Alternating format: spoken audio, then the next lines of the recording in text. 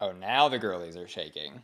Hey y'all, it's me, Bratty Queen, and welcome back to Hot or Hot. And today we're going to be reviewing episode 10 of RuPaul's Drag Race All-Stars Season 9, the Lipsync Lalaparuza for Charity. So we'll be breaking down all 7 of those lip syncs and trying to identify where exactly each queen clinched the win. But first I thought we'd go ahead and touch on the latest drama from the queen of drama herself, Gia Gunn, who once again has been stirring some shit up online. Absolutely. But like seriously, has any other queen in the franchise just absolutely set fire to the fan base and watched it burn as many times as Gia Gunn? I don't think so. Mama stays with that gasoline tank and match ready. And this past week, she appeared in an interview with an online media personality, Matt Cullen, where she essentially asserts that she was the first trans contestant on RuPaul's Drag Race. I went back trusting that I was gonna truly be the first, trans woman on Drag Race, which, the girls don't want to give me that title, and that's okay. And she goes on to make other unsavory comments about queens from the show who are also trans, and says some choice words about their transition progress, status, and general appearance. A lot of people were saying that you said that and they were not agreeing with you because they were saying, oh, what about Kylie Sonique Love, or those kind of people. Well, she was a boy. She might have been not transitioning or pretending like she wasn't trans at the time, but Kylie Sonique Love and Carmen were doing interviews as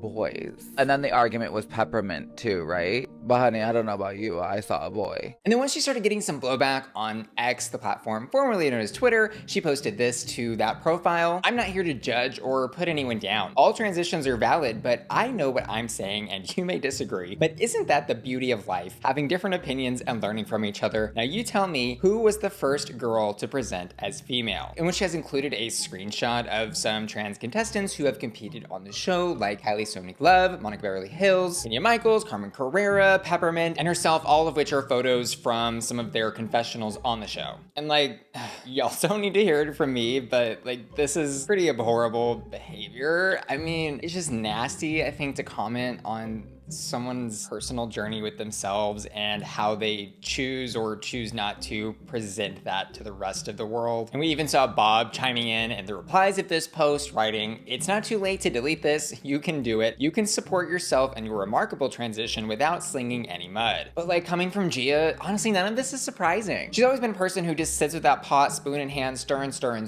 Controversy is her bread and butter, and it always has been. And she knows exactly what to say and how to say it to get people talking about her. A few summers ago, it was DragCon not having any glamour, and then a couple months prior to that, it was similar comments to this about how she opened the doors for trans contestants on the show. And if you were curious why she was rehashing these same old talking points again, now look no further than the most recent post on her X profile where she is now promoting her OF account, which great, respect the hustle. You can find mine linked in my Instagram bio, but obviously rent was due and she saw a very easy way to drive traffic to that new profile where she can cash that check. So yeah, feed the troll at your peril. And now onto the Lipsync Lalaparuza Smackdown for Charity, where you already know the drill. The girls are going to be slamming their charisma, uniqueness, nerves, and talent onto the stage 2 at a time, and only the winner will progress to the next round of lip syncs, while the loser will sashay away into the workroom where they can untuck. And to determine our lip sync bracket order today, we have Bruno, who is looking buffer than ever. My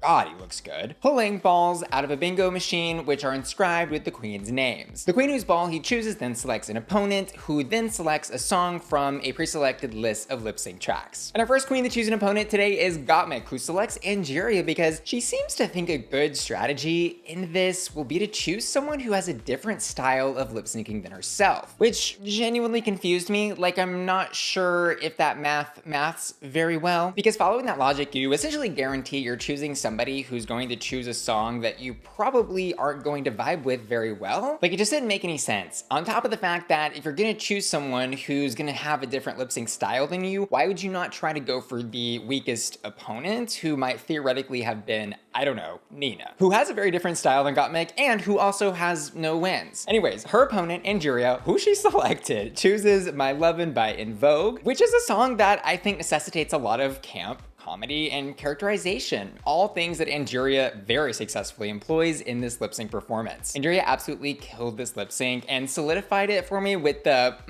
that's right when she really starts amping up the comedy and then puts the nail in the coffin with the never gonna get it breakdown. And it's not that Gottmik did bad here. I actually enjoyed her lip sync and thought it was one of her better in the franchises she's been on. It was just that the sultry, sexy style didn't totally vibe with the song and was kind of one note as it progressed to the end. So I'd give Gottmik like 3 and 5 hot flames respectively. And by the way, I asked my patrons at patreon.com/bussyqueen to vote for each lip sync on which queen they thought actually took the win. And I want you to tell me in the comments below if you're agreeing with the patrons, me, or you're vibing with your own opinion. And next up, Vanjie's ball is pulled and she chooses Plastique as a lip sync opponent, going with the tried and true strategy of choosing somebody who she thinks is gonna choose a song that she wants. And when Plastique selected When I Grew Up by the Pussycat Dolls, I could not have been less surprised. I was actually really excited because I thought this could have been the first lip sync Plastique actually took a win in, because as a reminder, we are 0 and 4 so far into this season alone, and she comes close, just not close enough. And I think her issue wasn't that she did bad, it was just that we've seen a lot of what she's been doing, and Vanjie ultimately had more energy. Because throughout the season, Plastique's been doing lots of floor work and rolling and wallowing and general floor lip sync performance stuff, which just hasn't worked with a lot of the previous songs. And she does implement a few new tricks here, like the kitty pat I'm going to refer to euphemistically, but a lot of what she's doing kind of obscures her face or hides it completely with some of her hair work. Vanjie, on the other hand, is giving facial choreography house down boots, yes god, oh purr. It was giving Vanjie's the main pop girl on the stage you're there to see, and Plastique was the backup dancer. And there wasn't really a singular moment in this lip sync where I thought, yep, Vanjie's getting it. It was more so just that slow build of her intensity matched with Plastique's lack of stage presence while she was rolling around on the floor. I'm gonna give Plastique like 3 and Vanjie 4 flames respectively. And this probably was my closest call of all 7 of the lip syncs tonight, but unfortunately her loss here does bring her to an 0 and 5 lip sync loss track record on this season alone. And next up, Bruno pulls Nina's ball, who is really between a rock and a hard place here with the other weaker lip syncers now out of the mix. Because like for as good a performer as she is, generally speaking, there's just no way in drag hell she's beating Jorgeous or Roxxxy in a lip sync unless they literally drop dead. And so her only hope really is to pick Shannel, who has an outfit on which turns out to be perfect for the track she chooses, You Spin Me Right Round by Dead or Alive. Also, like any other millennials still traumatized by meat spin to this day, raise your hand. Don't Google that. Or do, I'm not gonna judge. Anyways, as we can see, Nina has on another really interesting lip sync outfit today. Like, she has not ceased to amuse me with her selection of lip sync outfit choice, from the "this is my lip sync dress," which had all those reveals, to like the Keebler elf costume she was wearing one day. But honestly, this is probably one of her better looks that she's worn on the show this season. I actually like it. And Nina's performance in this lip sync was fine. Like, it was just fine, which is her downfall, because she's kind of just doing like an okay version of what Shannel's doing. And if anything, what should have been her wow moment with the outfit tearaway was just kind of confusing, because some section of that bottom part of her dress tears off to reveal legs, which we could already see, and the outfit was so busy already anyways that you didn't even really notice that part of it was gone. But Shannel won this for me, honestly, in the first several seconds with the intensity she brings to that "if I" first opening 2 words of this song. And we know Shannel's not the strongest dancer in this cast, but the outfit choice she made tonight was such a good one, because even the smallest of movements she makes have so much power on that stage, because there's so much movement in all that French. But it's really her facial choreography that actually wins her this lip sync, and she lip syncs this track like she has performed it 100 times. Hell, she probably has. Nina, I'm gonna give 3 flames, and Shannel, gonna get all 5. Oh, Shannel number 5. Looks as good as it smells. Wow. And girl, the moment of the night, what we were all waiting for collectively as a fan base, the Georgie versus Roxxxy, Jorgeous versus Roxxxy Andrews lip sync, which I figured we would get to, if not in this first round, the second or final, because undoubtedly these are the 2 strongest lip singers in this cast, but also not just this cast, like the franchise as a whole. Since they're lip syncing by default, Bruno's ball decides instead which queen gets to choose the lip sync, and Roxxxy's ball is pulled, allowing her to choose a song that she's very excited about because it means a lot to her drag family. Both her drag grandmother and drag mother have performed this in some sort of professional pageantry capacity. And when I heard the backstory of all that, I started to be like, the little conspiracy moment in my head was there is no way in hell this song was just accidentally in this mix. And I don't think the fickle finger of fate decided that Roxxxy was gonna be the one to get to choose it and perform to it. But, you know, I live for the reality television production of it all. Here we are. Anyways, Jorgeous performs this lip sync, I think, as well as you could expect her to. She kills the dancing and choreo and has these really grand, you know, little movements in the beginning and throughout it. Truly bucking, spinning, kicking, and I think ultimately to her detriment, giving a little too much dance class. Like, she kind of reminded me of one of those little ballerina things that you like pull the string on and then they like twirl and then they fly away. Like the one meme that flew into the fire. But back to Roxxxy Andrews, this is her gig, this is her moment, this is her song. And she steals the spotlight at multiple different instances throughout this performance. First, when the cover-up came off and that green sparkly gown hit the light, I said, wow. And you wanna talk about facial choreography, you wanna talk about emoting. She performs this song like her drag family is literally watching over her shoulders, which is something she actually said she felt when she was talking to Ru about the performance. Roxxxy just brings a grandness, power, control, and elegance to every single beat of this song and takes it for me when she gets down on her knees and starts spinning her hair and walking, like crab walking down the stage. And as the lip sync goes on, it just becomes very obvious Jorgeous is a really great dancer, but I think only still a good lip syncer, especially in comparison to some of the legends like Roxxxy and Shannel. And when I say good lip syncer, I'm talking about up here, talking about emotion, right? But I literally had chills watching this lip sync when I was reacting to it on my Patreon. And she poured every single ounce of charisma, uniqueness, nerve, and talent she had out onto that stage for us to lap up like the dogs we are. Jail. That's jail. Put me in jail. I've been a bad dog. Okay. Anyways, this is 4 flames for Jorgeous, 5 for Roxxxy, and my god, that was such a good lip sync. Which brings us to round 2 of our bracket, and in our first lip sync, we've got Vanjie, who chooses Shannel as an opponent, who selects I'm Every Woman by Chaka as their lip sync song. And I'll just say Vanjie said it best herself when she acknowledges in a confessional that she is not dressed for this occasion. She's wearing a few strips of fabric left over from her last lip sync and was not prepared for, I think, the professionalism that this song actually demanded. But she did give it her best with a lot of energy, intensity, and sultriness, which maybe wasn't the best for this song, but she gave it what she had. Shannel, though, again shows the importance of facial choreography and emoting, really feeling every single word that is metaphorically coming out of her mouth here. And the moment she took it for me was when she got down on her knees in the first part of that track for that good old-fashioned love lyric, and honestly, from then on, I mean, she just continued such a strong lip sync with the clap miming, the head pat sweating thing, and into the like grandness of that final bow. It felt right for the tone of the song, which is about empowerment and not looking like a sexy street corner worker.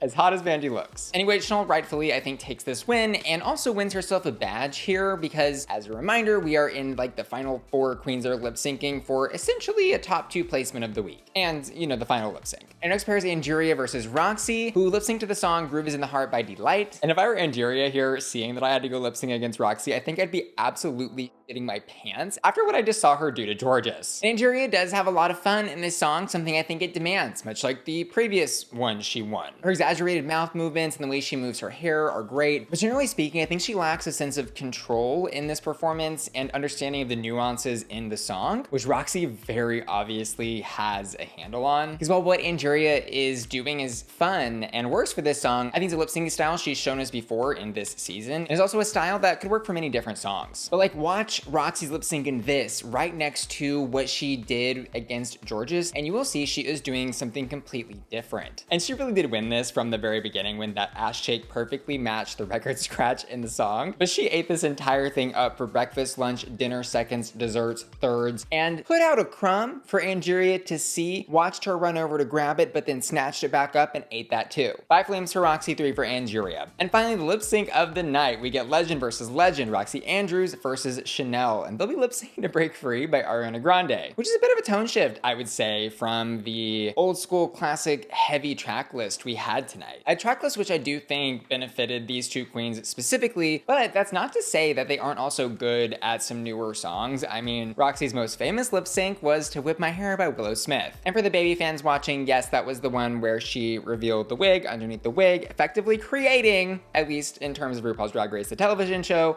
the wig reveal. Did you just say wig? That's just for us. Anyways, our legends come out and they have changed their outfits and they are now looking like Drag Race supervillains. Shannel is about to create a coat out of 101 Dalmatians, and Roxxxy Andrews is about to heist a $100 million diamond. I would literally be scared if I saw them on the streets. But as it turns out, I don't think this was a track Shannel brought the right energy to. She effectively treats it like a Park and Bark ballad, which is her trademark signature lip sync style, and she did bring some fun moments to it, like when she twirls the coat around. But generally speaking, there was just a pep and energy in this song that she didn't capture. Roxxxy Andrews, on the other hand, takes us through another wonderful, exciting lip sync ride from the very beginning when she does the little woo. And I want to point out here how Shannel is now at the front of the stage, kind of desperately asking those judges to look at her. But Roxxxy Andrews is in the back of the stage, and she's still pulling focus. And Roxxxy's having more fun. She's got more energy. There's more choreography. And I've just got to say, my God, what a great performer Roxxxy Andrews is. Like, she single-handedly, I think, just gave us the 3 best lip syncs of the season. And this was another they both did good situation for me where I'd give Shannel 3 and Roxxxy 5. But I don't think Shannel stood a chance here, and that was clear as soon as Roxxxy was pulling that focus from the back. Which means that Roxxxy both wins Lipsync Lalaparuza and brings her total lip sync win record, like, across the franchise to 9-0, which I think is unmatched. Like, has any other queen even come close to that? I don't know. Y'all let me know. I'm not a scientist, but I do have a biology degree, doing me a lot of good here. And for final thoughts, y'all, this Lipsync Lalaparuza was absolutely phenomenal. The musical last week was phenomenal, and I have been saying this all season here and over on my Patreon when I react to the episodes. This is such a good season. And like, yeah, there's a lacking competitive tension throughout the season, but we saw the competitive edge come out tonight. Because even though there was no real personal prize for the Lipsync Lalaparuza, I think this was the first episode where the prize for winning the challenge was more about honor and legacy and really cementing your name in the Drag Race Hall of Fame. Like, this was such an important episode for queens like Shannel, who hasn't had a great run so far, but showed every single person in the room why she's a master of her craft and why she should be getting those bookings all around the world. Plus, what a cherry on top for Roxxxy Andrews, who's already been killing it this season, who ends this episode with 5 badges and I think has now effectively rewritten her bad run from All Stars 2, where she was kind of carried to that finale. Baby, you can't read the doll and she's here to make it clear. Interestingly though, we get an almost penultimate feeling from this episode where Rupaul's asking the audience to tag which team they're on social media. And she ominously informs the queens that anyone on the stage can still make it to the grand finale, where there will be just 3 queens. So there will presumably be some sort of shenanigans and tomfoolery happening in episode 11 next week, where maybe they award multiple badges or multiply badges in some fashion. But our final badge count update is 5 for Roxxxy, 4 for Plastique and Jorgeous, 3 for Angeria and Shannel, and 2 for Vanjie, Gottmik, and Nina. But yeah, apparently, as Ru says, anyone can still win and the badges mean nothing. So let me know whose team you're on down in the comments below. And finally, I want to say thanks so much to you and give an extra special thanks to all my patrons over at patreon.com/BussyQueen who truly do make my channel possible. Click my link below to join my Patreon and get access to exclusive content every single week, like reactions for episodes that I review, and early access to my YouTube videos. And finally, I'm going to give an extra special shout out to Ashley Brungart, Daddy D, Felicia, Laura, Matthew, Mikael, Minst, Topher, and Will and Tana, who are all supporting me and my Bussy Queen Collective here at patreon.com. See you later. Love ya. Bye.